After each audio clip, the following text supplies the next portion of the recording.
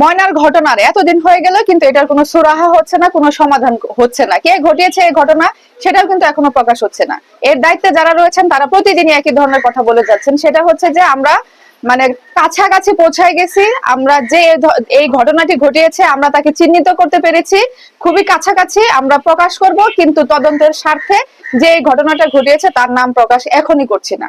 এটা তো আসলে আপনারা অনেকদিন থেকে বলে যাচ্ছেন। আসলেই আমরা তো আরো যারা আছি, আমরা যারা দেশের মানুষ আছি, তারা সবাই বলা বলি করতেছে যে এত দিন কেন লাগে, এত দিন কেন লাগবে। আমরা সবাই অপেক্ষায় আছি, সত্যি আমরা সবাই অপেক্ষায় আছি সেই মানুষটার চেহারা দেখার জন্য, যে কে এই ধরনের কাজ করেছে তার চেহারাটা একবার দেখতে চাই।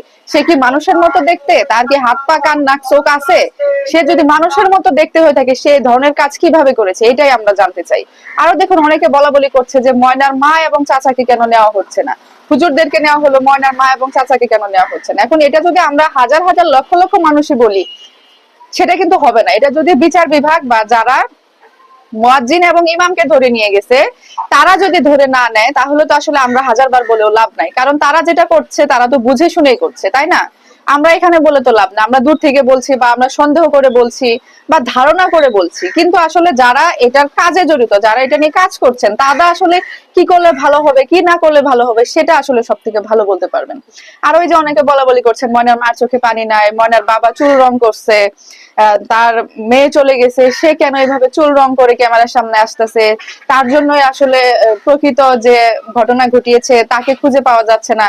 এটা আসলে আমরা হাজার বলেও লাভ নাই। দেখা যাচ্ছে এই যে আমরা যে কথা বলি এটা তো অনেক মতবিরোধ তৈরি হয়, এবং অনেকে বলে যে আপনি না জানি কেন বলতেছেন, অনেকে বলতেছে যে আপনি কেন অমুকের বাঁচানোর জন্য বলতেছেন, তমুকের বাঁচানোর জন্য বলতেছেন। আসলে এখানে বাঁচানোর কিছু না, এখানে পক্ষ বিপক্ষেরও কথা না, ঠিক আছে? আমাদের কথা হচ্ছে যে যে সে যেন চিহ্নিত হয়। কারণ দেখুন, এখন যদি তার মা যদি যে এটার পিছনে দায়ী সেটা হলে কি আমরা খুশি হব? না। আবার হুজুর রায়ের পিছনে দায়ী সেটা হলে কি আমরা খুশি হব? না। আমরা কিছুতেই খুশি হব না যতক্ষণ না পর্যন্ত যে এই ঘটনা ঘটেছে তাকে চিহ্নিত করা যায়। যে ঘটনা ঘটেছে আমরা তাকে দেখতে চাই। আসল উদ্দেশ্য হচ্ছে আমাদের এটা। কারোর সাথে আমাদের এমন শত্রুতা নাই যে আমরা বলা বলিতে প্রমাণ হয়ে যাবে সে আসলে এই ঘটনাটা ঘটিয়েছে। এটাই হচ্ছে কথা। সো আপনারা একটু মানে, আর এই যে যারা ভিডিও দেখেন তারা দেখা যায় যে ক্যাপশন দেখেই উল্টাপাল্টা কমেন্ট করে তারপরে চলে যান। আপনারা পুরো ভিডিওটি দেখুন, পুরো ভিডিওটি দেখে তারপরে কমেন্ট করুন। এখানে যদি কেউ চিহ্নিতই হইতো তাহলে তো সবার মুখে মুখে সেটা প্রকাশ হয়ে যেত। এখানে তো সবাই ধারণা করে সন্দেহ করে বলা হচ্ছে। আর যারা তদন্তের দায়িত্বে আছে, যারা বিচারের দায়িত্বে আছে, তাদেরকে সুষ্ঠুভাবে কাজটা করতে দেন, ঠিক আছে? আর আমরা যেটা বলি অমুক জায়গায় নিউজ ছড়াইছে, তমুক জায়গায় নিউজ ছড়াইছে, সেটা নিয়ে সেটা আমরা বলি যে হ্যাঁ অমুক নিউজ এটা বলতেছে, তমুক নিউজ এটা বলতেছে। তো এটা হচ্ছে আসলে মূল কাহিনী। তবে এই যে আপনারা যে এতদিন থেকে বলতেছেন প্রায় চিহ্নিত প্রায় চিহ্নিত, এটা আমরা আসলে শুনতে চাচ্ছি না। প্রায় চিহ্নিত না বলে আপনারা চিহ্নিত মানুষটাকে তাড়াতাড়ি আমাদের সামনে নিয়ে আসুন, সেটাই হচ্ছে কথা। যেন পরবর্তীতে এই ধরনের ঘটনা না ঘটে। আমরা এমন একটা এটার ব্যবস্থা চাই, এমন শাস্তি চাই যে এই ঘটনা ঘটিয়েছে তার, যেন পরবর্তীতে এমন কিছু আর না ঘটে।